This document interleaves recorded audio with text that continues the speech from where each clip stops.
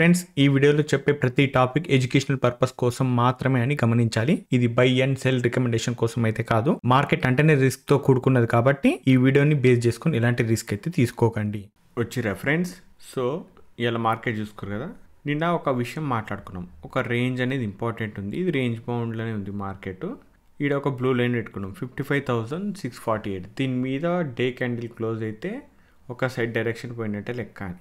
So ఏదైతే demand ఉందో కింద, అంటే మనకు చాలా రోజులు మాట్లాడుకుంటున్నాం కదా, ఇక్కడ నుండి ప్రైస్ ప్రీవియస్గా సస్టైన్ అయింది కాబట్టి ఇది డిమాండ్ అనుకున్నాం.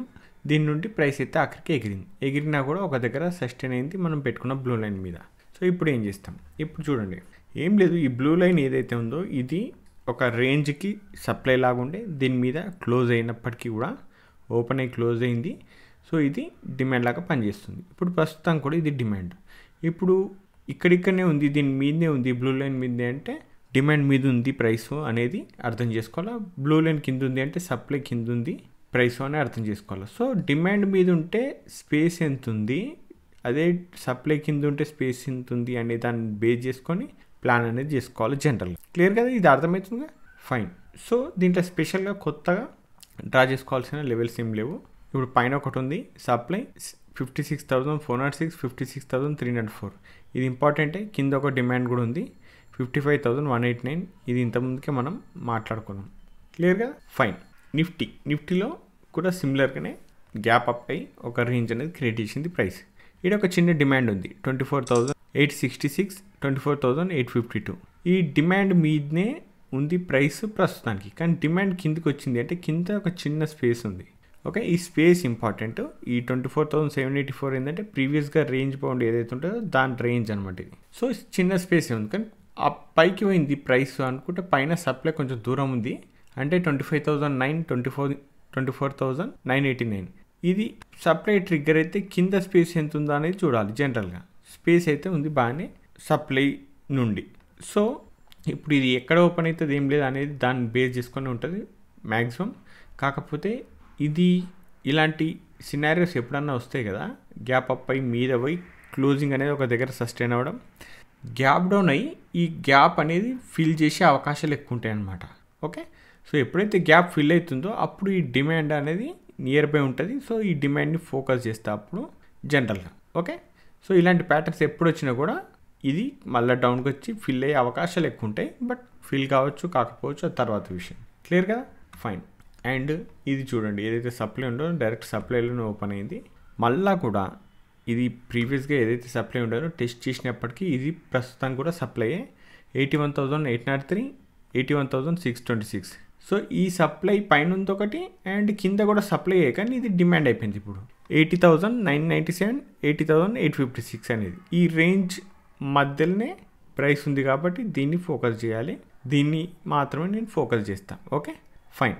క్రూడ్ ఆయిల్ చూసారు కదా, ఏదైతే సప్లై అనుకున్నామో అది టచ్ కానప్పటికీ కూడా గ్యాప్ డౌన్ అయ్యి ఏదైతే లైన్స్ డ్రా చేసుకున్నామో ఆ రేంజ్ మధ్యలోనే సస్టైన్ అయిపోయింది ప్రైస్.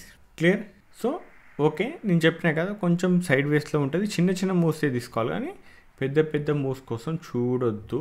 ఎందుకు అంటే ఇక్కడ సప్లై డిమాండ్లు అనేది దగ్గర దగ్గర ఉంటే ఇట్లనే పనిచేస్తుంటుంది ప్రైస్. సో ఇది కొంచెం సతాంచవచ్చు కొన్ని రోజులు, క్రూడ్ ఆయిల్ కానీ న్యాచురల్ గ్యాస్ కానీ. ఎందుకు అంటే ఇప్పుడు చూడండి, న్యాచురల్ గ్యాస్ కూడా ఒక డిమాండ్ రేంజ్ అవుతుందో ఆ డిమాండ్ రేంజ్లోనే సస్టైన్ అవుతుంది. ఇది ఎంతసేపు సస్టైన్ అవుతుంది, ఎన్ని రోజులు ఉంటుందో ఇట్లా అనేది తెలియదు. సో ఈ రేంజ్లోనే ప్రైస్ అనేది ఉంది కాబట్టి ఇది అప్ సైడ్ పోయినా కూడా ఒక సప్లై బ్రేక్ చేయాలి, డిమాండ్ కింద బ్రేక్ చేయాలి. ఏదో ఒకటి బ్రేక్ చేసేంత వరకు ఇలాంటి ప్లాన్లు డిసిషన్ చేయకపోవడం బెటర్, లేకపోతే చాలా రిస్కీ ఉంటుంది ఇలాంటి సైడ్ వేస్ మార్కెట్లో. క్లియర్. సిల్వర్ ఆల్రెడీ సప్లై నుండే రిజెక్ట్ అయింది 2 సార్లు. చూడు, ప్రీవియస్గా ఇది మళ్ళా ఇది చిన్న డిమాండ్ పెట్టినా ఆ డిమాండ్ కూడా ఫెయిల్ అయింది. ఎందుకంటే సప్లైలో ఉన్నప్పుడు డిమాండ్ ఫెయిల్ అవుతుంది కదా జనరల్గా. ఫైన్. ఇప్పుడు ఉన్నది ఒకటే ఒక ఇంపార్టెంట్ లెవెల్, అది ప్రీవియస్గా ప్రైస్ యాక్షన్ అక్కడ డిమాండ్ క్రియేట్ చేసి అది బ్రేక్ చేసి డౌన్కి వచ్చి మళ్ళీ అదే సప్లైగా మారింది. అదే 1,14,408. ఈ 1,14,408 ఏదైతే ఉందో అది ఇంపార్టెంట్ ఏరియా. అది టెస్ట్ చేసి అక్కడ నుండి రిజెక్షన్ వస్తే కింద ఎంతైతే స్పేస్ అవుతుందో ఆ స్పేస్ గురించి ఆలోచిస్తా, అంతకుమించి ఇంకా వేరే ఆప్షన్ లేదు ఇక్కడ. Clear, fine. సో ఇది ఏదైతే ఉందో ఇది యాక్చువల్గా చిన్న డిమాండ్, కాకపోతే బై చేయడానికో దేనికో కాదు, ఇది సింపుల్గా అబ్జర్వ్ చేయడానికి. ఇది ఎప్పుడైతే క్రాస్ చేసి ప్రైస్ కింద సస్టైన్ అవుతుంది అంటే ఇది డిమాండ్ కాస్త సప్లై అయిపోతుంది. అప్పుడు నేను ఇంకా కొంచెం బేరిష్గా ఆలోచిస్తా. సేమ్ ఏరియాలో ఇక్కడ చూస్తే డిమాండ్ చాలా దూరం ఉంది, కింద 1,08,000 1,06,000 ఈ రేంజ్లో ఉంది.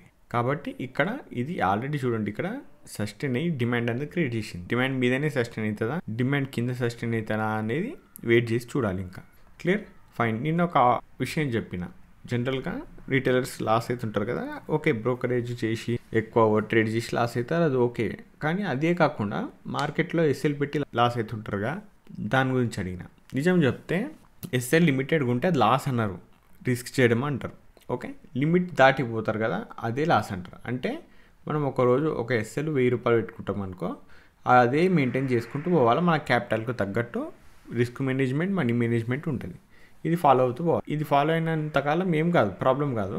ఎప్పుడైతే ఇది మిస్ అవుతుంది అనుకో, 1K కంటే ఎక్కువ రిస్క్ చేయడం, అంటే జనరల్గా 1K ఎస్ఎల్ అవుతుంటే 1K ఎస్ఎల్ ఇచ్చి ఇక్కడ మళ్ళీ 2 లేదా 3 ట్రేడ్ చేసి పక్కకి జరిగిపోతే అది ఓకే, ఫైన్, ప్రాబ్లం లేదు. సో ట్రేడ్లు ఎక్కువ చేసుకుంటూ పోయారనుకో, ఇవే 1K 10, 20, 30 ఎస్ఎల్ ఇచ్చినాం అనుకో, అప్పుడు లాస్ అయిపోతుంది. అది ఇంతకుముందుకి మాట్లాడుకున్నాం, బ్రోకరేజ్ ఇవ్వడం, ఎక్కువ ట్రేడ్లు చేయడం అనేది, అట్లా లాస్ అవుతారు. కానీ ఇంకో వే ఏదైతుందో, ఈ రిస్క్ మేనేజ్మెంట్ 2-3 ట్రేడ్లు చేసినప్పటికీ అక్కడ స్టాప్ లాస్ పెట్టకపోవడము, లేకపోతే ఆ స్టాప్ లాస్కి రిస్క్ 1,000 రూపాయల దగ్గర ఒక 2 ఎస్ఎల్ అయినాయి అంటే 2,000 రికవర్ చేయాలి, ప్రాఫిట్ ఇంకా రావాలని చెప్పి ఒక 10,000 రిస్క్ చేయడం, 5,000 రిస్క్ చేయడం, పెద్ద క్వాంటిటీ వేసి జస్ట్ అక్కడ మూవ్ రాగానే బుక్ చేద్దాం అనుకుంటాం. కానీ ఆపోజిట్లో వస్తే అదే లాస్ అవుతుంటుంది. సో లిమిట్ ఏదైతే ఉంటుందో రిస్క్, అది దాటిపోతుంది అనమాట.